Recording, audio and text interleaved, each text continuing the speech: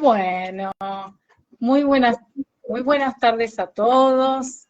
Bienvenidos al ciclo de charlas sobre de charlas en vivo sobre temáticas actuales del grupo de psicólogos de la UBA. Bienvenidos todos, disculpen los problemas técnicos por los cuales tuvimos que demorar un poco el comienzo. Bueno, en esta oportunidad, para inaugurar el ciclo, nos acompaña la licenciada Ruth Ini para charlar acerca de la convivencia en tiempos de pandemia, familias, parejas y solos. La licenciada Ruth Ini es psicoanalista de adultos, pareja y familias, miembro adherente de la Asociación Psicoanalítica Argentina, egresada de la Asociación en Grupos y del Centro Weizsäcker en Psicosomática, y fue docente varios años en salud mental en la UBA y en psicoanálisis aplicado en grupos. Le quiero hacer un agradecimiento especial a Santiago Sirgo, que nos estuvo asistiendo técnicamente. Así que bueno, ahora sí, Ruth, buenas tardes, ¿cómo estás? Buenas tardes a todos y gracias por invitarme a este espacio. Bueno, gracias a vos, Ruth. Ahora sí, los dejo un rato con Ruth y vamos a ir mechando con algunas preguntas. Adelante, Ruth. Bueno, vamos a hablar primero del contexto de la pandemia. Nuestro psiquismo está inmerso e influido por el contexto en que vivimos, la época, la cultura, la situación social. La pandemia, al ser mundial, nos sume en una crisis amplificada. Ya Freud nos hablaba del malestar en la cultura, de las angustias básicas del ser humano y una era ante las fuerzas de la naturaleza incontrolables, ante la inermidad anclada en los primeros meses, en el nacimiento. Esto nos lleva a las angustias de muerte, angustia de muerte o enfermedad de los seres queridos. Bueno, al ser tanta incertidumbre, tan inciertos los recursos que se utilizan en países, en el nuestro, y contradictorios de confinamiento, no confinamiento, vacunas, etcétera, esto genera una vivencia de mucha incertidumbre y es significada como desastre, como destrucción, como ausencia de futuro. No es tal, pero es vivida de esa forma.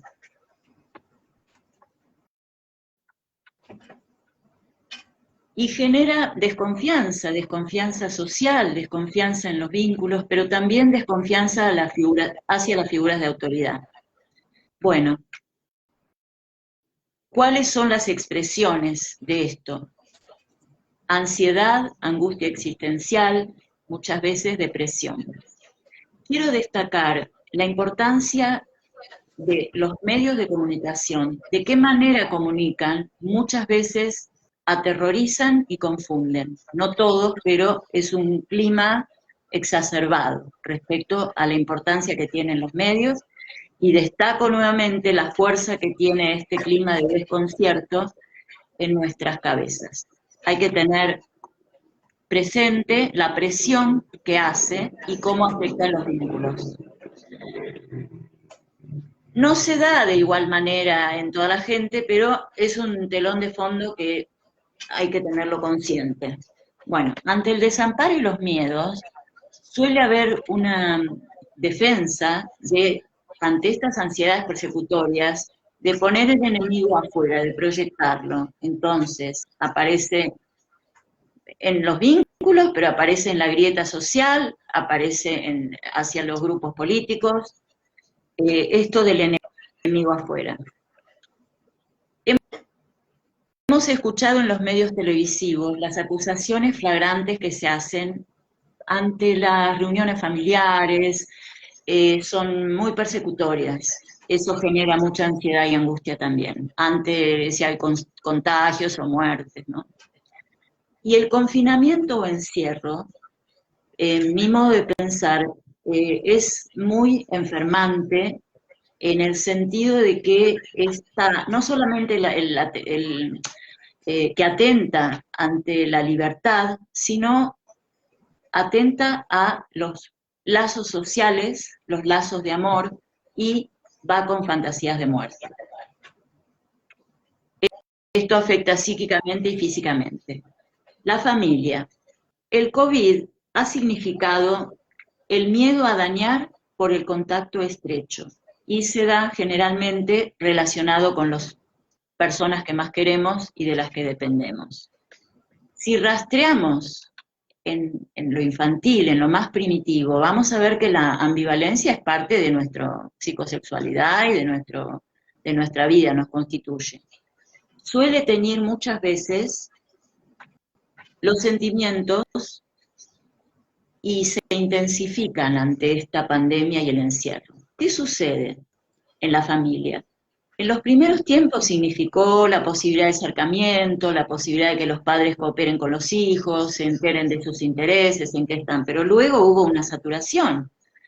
Y en esa saturación se vivía como esta cuestión de no poder tener espacios de soledad, de intimidad, ser invadidos, peleas también por los tiempos que se tiene, por ejemplo, padre o madre con los hijos, quién se ocupa de, no sé, la comida, o quién se ocupa de estar, o sea, el tiempo que tiene para trabajar o para la soledad y el ocio, es muy importante poder tener el tiempo para la intimidad.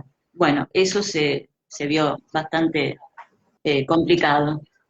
Ruth, se me ocurre preguntarte a partir de esto, ¿qué pasa con el encierro en los adolescentes? O sea, que viven con sus padres entre cuatro paredes, 24/7, 365, y que de repente, digamos, tienen como esto propio del adolescente, de, bueno, de la libertad, de la salida a la exogamia, de necesitar estar más afuera que adentro. Y bajo esto de la cuarentena, que bueno, si bien ahora no es estricta, pero en su momento lo fue, se vieron como obligados a ese encierro, ¿no? Que bueno, que contrariamente, que contradice de algún modo el espíritu adolescente. Bueno, la consigna es estricta, aunque cada uno lo toma a su manera, pero simbólicamente tiene que ver con, simbólicamente es, quédense encerrados. Esto, cuando hablamos de la salida social, que es tan importante en los adolescentes y en los jóvenes, está relacionado con el futuro, entonces es como si se viera cercenado.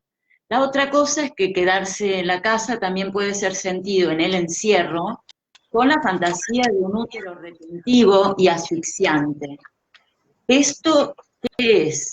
Es una fantasía inconsciente que tiene que ver con los primeros tiempos de vida.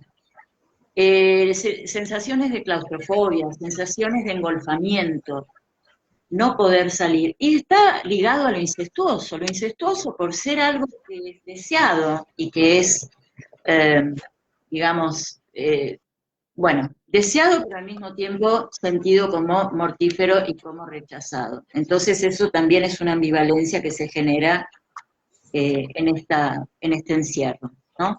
Cuando hablas de la libertad de los adolescentes, hay un tema que tiene que ver con la transgresión. Bueno, hablamos de los adolescentes o de los adultos jóvenes, que es diferente, ¿no?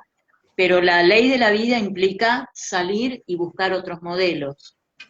En ese sentido, es sentido muchas veces como que hacer la propia vida, que a veces puede ser estar en pugna con los ideales de los padres, y que significa una separación. Esto es vivido como matar o morir. Entonces, matar o morir y matar, contagiar, matar a los padres, se une estas fantasías bastante básicas del crecimiento de los adolescentes, ¿no? O de los adultos jóvenes ya se ve de otra forma, pero también son, parece, los que más vividos como peligrosos, porque son los que se reúnen con gente, o que van con a los boliches, o hay los descuidados, pero también están los que verdaderamente sí son responsables, pero tienen terror a ir a la casa del padre o a ir a la casa del abuelo, y me parece que ese terror exagerado sí ancla en la ambivalencia, porque crecer también tiene que ser transgredir, pero no por transgredir las normas, sino transgredir rebelarse frente a ciertos ordenamientos, a veces es, no sé, el crecimiento implica como una especie de duelo con los padres, ¿no? O competencia, rivalidad. Ahora, yo pensaba un poco, ¿no? En términos también de los adultos, porque una cosa es un adolescente en la cuarentena y otra cosa es un adulto en la cuarentena, que por supuesto que pueden tener denominadores en común. Pero yo pensaba en estos famosos rebeldes de la cuarentena, cuando de repente la cuarentena estaba estricta y uno veía en los diarios que, no sé, una mujer salía de su casa con la reposerita y se ponía a tomar sol en una plaza y la detenía la policía, ¿no? O sea, estos mecanismos de transgresión, ¿qué estarían implicando digamos, la estructura psíquica de estas personas, ¿no? Porque hay sujetos que por ahí transgreden de esta manera. Una cosa es, bueno, transgredir algo que no está como normado, que no está arreglado, etcétera, y otra cosa es, bueno, transgredir un decreto, ¿no? Como algo que tiene mucho más autoridad. Entonces me preguntaba un poco, ¿qué pasa con estas personas, ¿no? Rebeldes de la cuarentena, pero ya en un extremo de la transgresión. Y podés pensar que se asocian las figuras de autoridad del gobierno, digamos, con las figuras de autoridad de los padres. Eso se acrecienta como un deseo de rebeldía, como vos decís, pero al mismo tiempo es, nadie me va a impedir que haga mi propia vida o que tenga esta salida social que tiene que ver también con el futuro y con lo que es el encuentro entre pares. También puede haber defensas, puede haber situaciones de sometimiento o sobreadaptación o por culpa, autocastigo, y entonces también poder estar en riesgo por esta situación de culpa inconsciente muchas veces, ¿no? Interesante esto que decís del autocastigo. Del autocastigo, de la culpa inconsciente y del riesgo que puede haber en situaciones de, no sé, de accidente o de contagio o de algo autodestructivo. Vos mencionaste en un momento esto como del útero retentivo, si lo podés como desplegar un poquitito. Las fantasías primarias de reinfetación son superadas en la maduración, pero cuando hay desamparo, esta cosa de estar en el útero calentito y protegido puede aflorar. Entonces, en el encierro puede haber como sensaciones de claustrofobia también, ¿no? Avasallamiento. Claro, como que se reactivan estas fantasías. Se reactivan estas fantasías, claro. ¿Y qué pasa, Ruth, con el tema de las parejas que viven solas, o sea, que todavía no tienen hijos, las parejas en la convivencia en pandemia? Bueno, quiero destacar algo que lo tenía pendiente, que es la necesidad de cercanía y la necesidad de distancia. Hay un mito, que es el mito del puercoespín de Schopenhauer, que trae Freud, que justamente eran quienes necesitaban calentarse por el frío, pero las púas lastimaban, y cuando tomaban distancia era el hielo. Esto también sucede tanto en la familia como en una pareja. Esa necesidad de calor y de intimidad, ya de por sí la distancia óptima es algo que no es tan fácil de resolver en las parejas. Entonces, en la pareja, como vos preguntabas, se puede dar esta ansiedad de intrusión, de ser invadido, de no tener espacio propio, y, digamos, eso ser un motivo de mucha ansiedad, sentirse como avasallado o el control. También está el desdibujamiento de roles.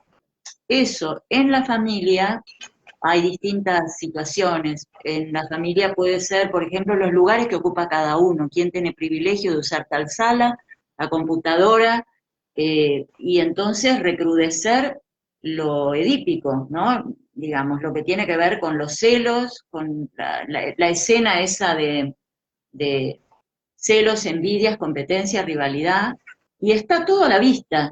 Entonces es difícil de negar, es difícil de desmentir cuando son esos sentimientos tan intensos que en las convivencias y en los vínculos hay parte de negación y de desmentida. Claro, como que se intensifican los sentimientos, ¿no? O sea, en este fenómeno, puede ser para bien o para mal, o sea, negativamente o positivamente. Por eso, esto que vos decís de cierta ambivalencia que se pone en juego. ¿Sí? Y también la expresión de esto, ¿no? Porque a veces esto puede ser consciente o la mayoría de las veces es inconsciente, como cuando hablé del autocastigo. Entonces, esto inconsciente puede aparecer en forma de mal humor, de irritabilidad, de bronca, de agresividad y de depresión también, ¿no? También en parejas armónicas, aunque sean parejas que se llevan bien habitualmente y que tienen más o menos ciertos acuerdos como los espacios están generalmente en un matrimonio, en una pareja que convive, están establecidos los momentos de encuentro, los momentos de separación, los momentos de las comidas o los momentos digamos, y quizá eso se trastoca. Entonces eso también puede dar lugar a conflictos, como el orden. El orden también puede estar variado y generar evidencias de caos o de ansiedad. Qué sé yo, que de pronto uno se ocupaba de la comida, el otro se ocupaba de las compras, o el otro se ocupaba de, qué sé yo, sea de los hijos o de algunas cosas a cortar. Exactamente, como que puede ser un caos, pero que, digo, al principio cuesta adaptarse a que de repente los roles cambian, porque bueno, uno se ve como obligado a verse 24 horas, trabajar remoto, no tener un respiro, no salir un rato, y de repente puede generar ese cambio de roles, ¿no? Que eran como pactos que uno tenía con la pareja o en la familia de ciertos roles, que después se ven como trastocados o transformados y terminan como, ¿no? Cediéndose unos a otros, y por ahí, por ejemplo, la gente de mayor edad que por ahí al principio decían, bueno, que se queden en casa, entonces van los hijos a hacer las compras, etcétera, como que se ve transformado todo eso.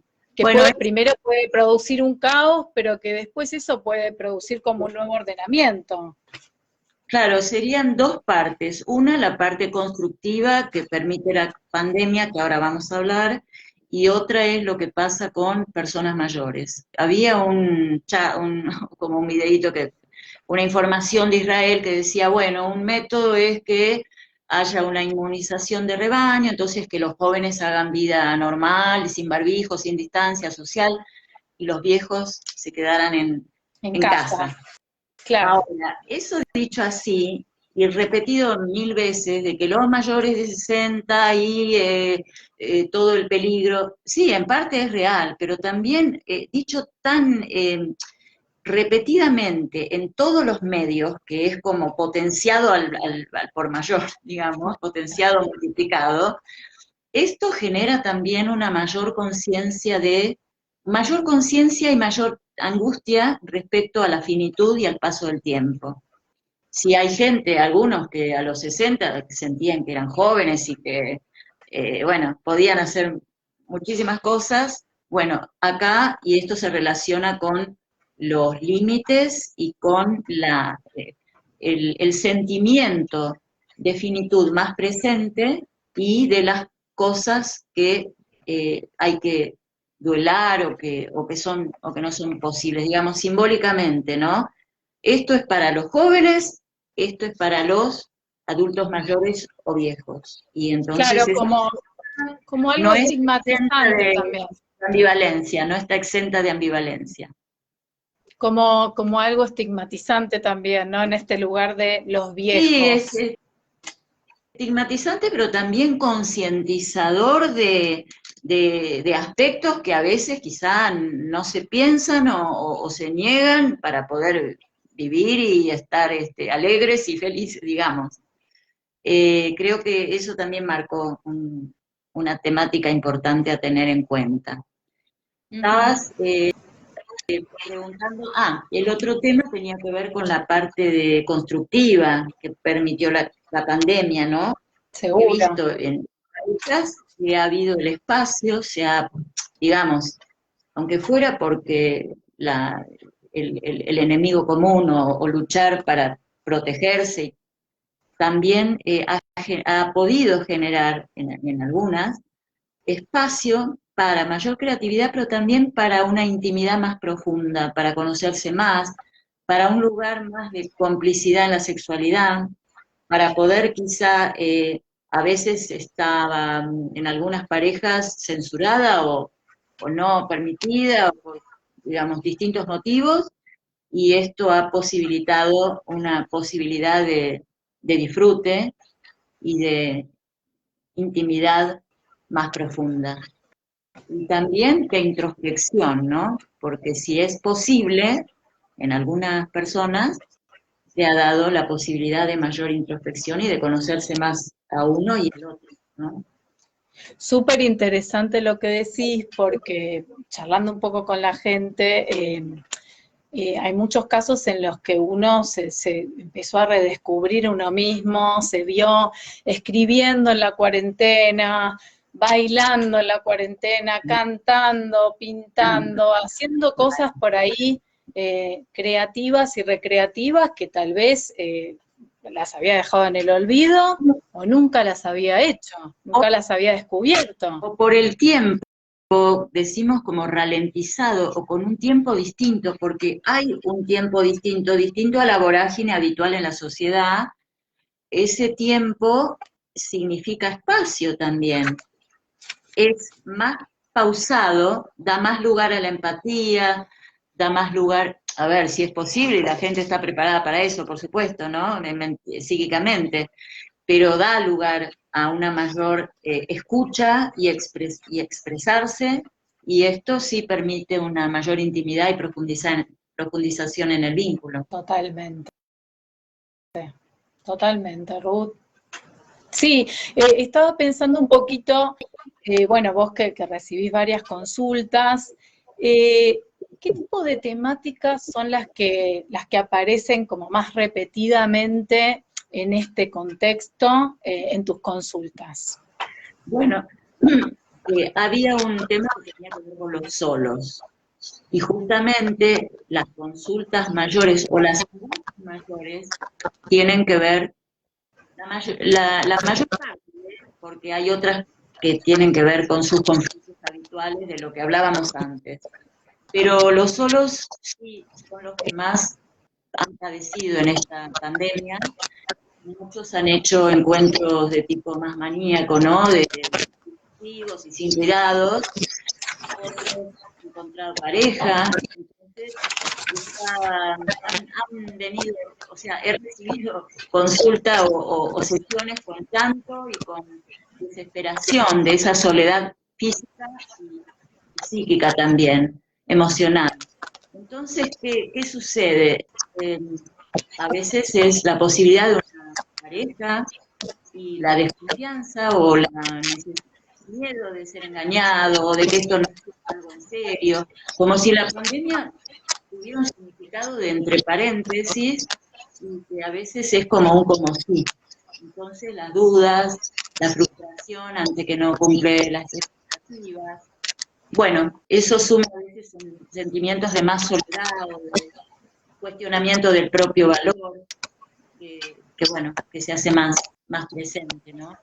¿Te hicieron consultas de tipo más como psicosomáticas, de síntomas que aparecieron más en el cuerpo con esto del encierro? Bueno, teníamos en la Asociación Psicoanalítica hubo una plataforma donde entraron como, qué sé yo, 1000 y pico, 1700 personas, o sea, y siguen las consultas y muchas tenían que ver con ataques de pánico, con, ¿cómo se dice?, miedos o que a veces eran hipocondríacas, pero que tenían que ver con la angustia intensa. A mí me han llegado también personas que han manifestado más su preocupación por la falta de dinero, por problemas económicos, por la no posibilidad de trabajo. Ese es todo un tema también que ya sabemos, y bueno, y por la soledad.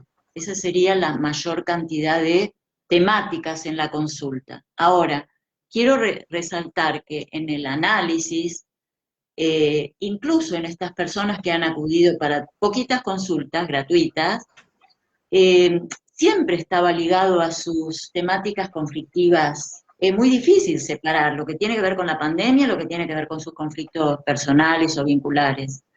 Y esto me interesa decirlo porque no se puede separar la cabeza, esto es por la pandemia y esto es por, ¿no? Pero la intensificación sí es importante tenerla en cuenta. Una pregunta que tenía para hacerte, Ruth, que se me ocurre en relación a los niños, es ¿qué pensás que pasa con estos niños que ante todas estas medidas de cuidado personal y para con el otro que uno tiene que tomar, ¿no?, con el virus, que les agarra como una especie como de fobia o de cuestión como obsesiva, de no querer salir, de no querer tocar a los padres, bueno, de como encierro más interno? Bueno, la fobia no solamente en los niños, pero a veces está intensificada también por el uso de la tecnología. En la tecnología los chicos pueden hablar con los amigos y hacer juegos grupales y todo esto, pero también puede haber un sentimiento del miedo al extraño. Esto no lo había dicho antes, pero se ha instalado también, no solamente el miedo a que el daño sea de las personas queridas, sino a los extraños, estos de que vienen en el transporte público y entonces son los que pueden contagiar, los barbijos que nos muestran como extraños y como medio fascinerosos, ¿no? Porque es esto de no poder mostrar el rostro y la expresión está limitado. Así que bueno, sí, se dan las características de distintos, según los chicos y su historia, ¿no? Y lo que están viviendo en el momento también, las diferencias. Si vos nos tuvieras que enumerar, digamos, algunas de las consecuencias a nivel psicológico o emocional que pensás que van a tener lugar después de, bueno, tras esta pandemia, ¿cuáles nos dirías que son? Va a haber un aprendizaje. Ahora, tomo Psicología de las Masas de Freud para ver que el movimiento masificado, que no es que tenga que estar toda la gente junta, sino que es lo colectivo como clima colectivo, puede ir hacia lo paranoide, hacia lo persecutorio, o hacia la posibilidad de introspección y de comprensión y las luchas entre las naciones también, ¿no? Esta cosa del poder y de cada uno, sálvese quien pueda, quién se va a comprar las vacunas, quiénes pueden, y bueno, todo eso en el sentido de lo persecutorio que se instala, y yo creo que son menor la cantidad de personas, pero está la posibilidad en muchas, de poder tener una actitud creativa y vital, porque también tiene que ver con la sociedad tiene capacidad de adaptación, y las personas también, y además está la relación con el entorno y la relación con los vínculos o con quienes se vive, las personas significativas. Entonces, yo diría que la posibilidad también está dada por los discursos sociales que se escuchan. Uno son los medios, para mí los medios tienen muchísima importancia. La salud de los mediáticos o los que conducen los programas y quienes los producen, digamos. Y también nuestro papel y el papel de los filósofos, de los psicólogos, de la gente que habla, para poder concientizar en estos miedos o esta tendencia a poner el enemigo afuera, a no poder, a no poder como generar esta cosa solidaria y los egoísmos personales de las naciones. Pero quisiera leer algo que me pareció muy interesante, que es de un filósofo, Edgardo Morin, de 99 años. Adelante, te escuchamos atentamente. Porque sabemos que un tema importante tiene que ver con los duelos, eso sí lo quiero remarcar, y los duelos tienen que ver no solamente con las pérdidas, sino con aceptar las cosas que se pueden, lo posible y lo que no se puede, y los límites, tanto propios como de los otros, y también de la sociedad, lo que puede pasar, lo que puede, digamos, conseguirse. Él dice,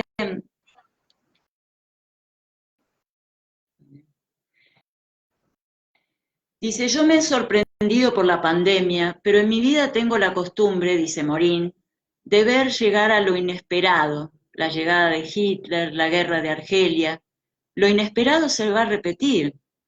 Esta también es una crisis enorme, como toda crisis suscita por un lado la imaginación creativa y por otro miedos y regresiones. Eso es muy importante tenerlo en cuenta, lo de regresiones, ante los miedos, ante el desamparo.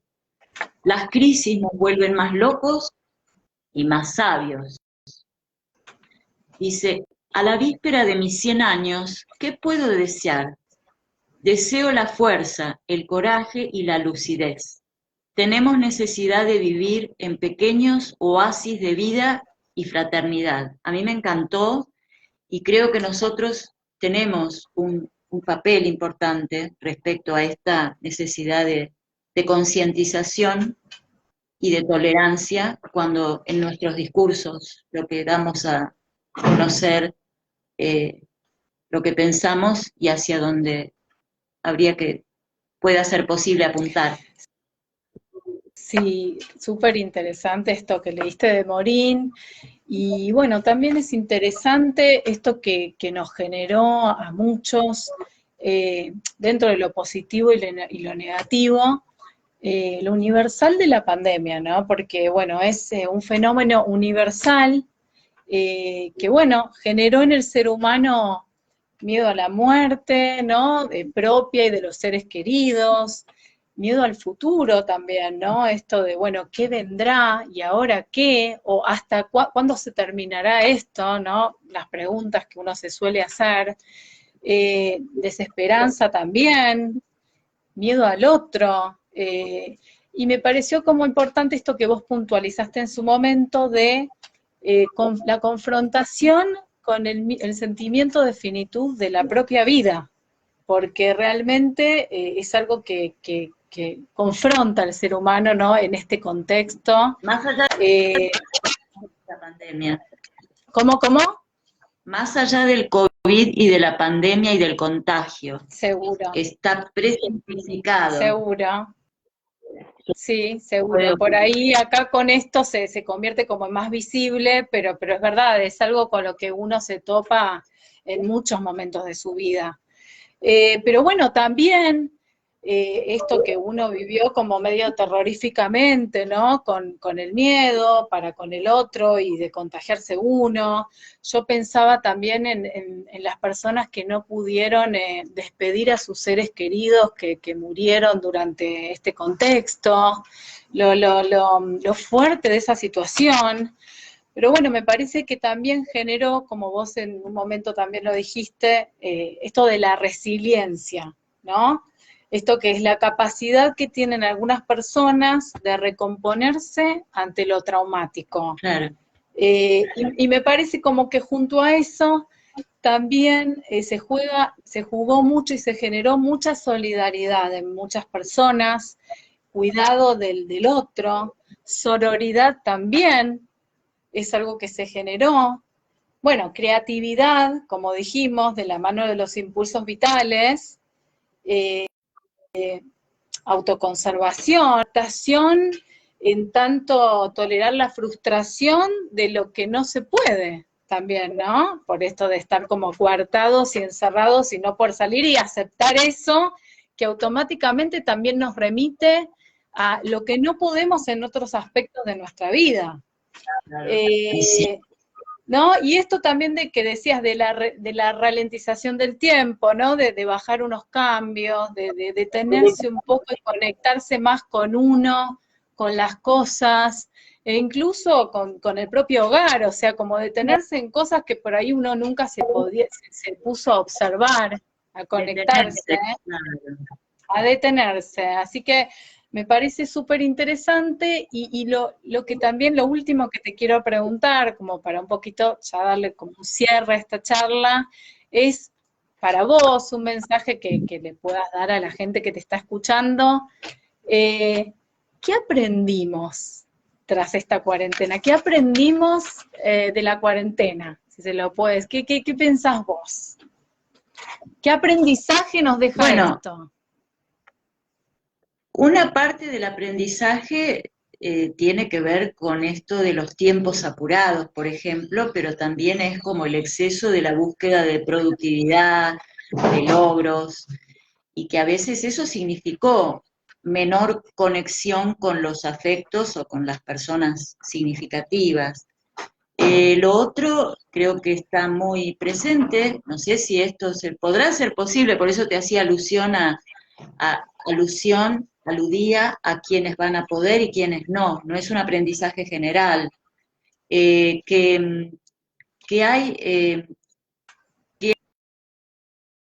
hay que poder, para la autoconservación y para poder adaptarnos, y eso también es como la vida, ¿no? El ver qué opciones son, qué es lo posible, pero también sustituir lo que no se puede por aquello que se puede, o sea, ingeniarse de qué manera, como ¿cómo se dice? La vuelta que hablaba Freud respecto al rodeo para la vida, sería. ¿De qué manera nos ingeniamos o con la capacidad de la inteligencia emocional y de la aceptación de la no omnipotencia ni arrogancia, de qué manera podemos como lograr o luchar por lo que sí es posible y lo que no es posible, resignar? Ahora, como sociedad, todavía está mucho por verse, realmente no te podría decir. Sí pondría la tecnología que está ahora en primer plano todo el tiempo y con necesidad también, el cuidado que hay que tener con, o sea, poder pensar qué hacemos con la tecnología, que no nos lleve, que no nos avasalle. Bueno, en este caso la tecnología positivamente nos permitió acercarnos cuando no nos podíamos ver con el otro, ¿no? Permitió como ese lazo, salvó de alguna manera ese lazo afectivo. Claro, pero hay un exceso, en la sociedad hay un exceso y un desborde, por eso podríamos hablar de locura en la sociedad. Un analista de APA que trabajamos, habla de sociedad borderogénica, y realmente tener conciencia de que hay una locura social, eso es para protegernos también, poder hablar, poder concientizar a los demás de esta locura que genera, que se expresa en violencia, ¿no? Uh-huh. Uh-huh. Bueno, Ruth, ahora sí vamos a dar el cierre a la charla. Ante todo, te agradecemos un montón tu presencia, lo interesante de la charla que generaste hoy. Y bueno, inauguraste el ciclo de charlas en vivo, así que seguramente te tendremos de nuevo en algún momento. Así que bueno, muchas gracias, Ruth. Y bueno, saludo a todos los que nos estuvieron escuchando y será hasta la próxima. Gracias a vos, muchísimas gracias.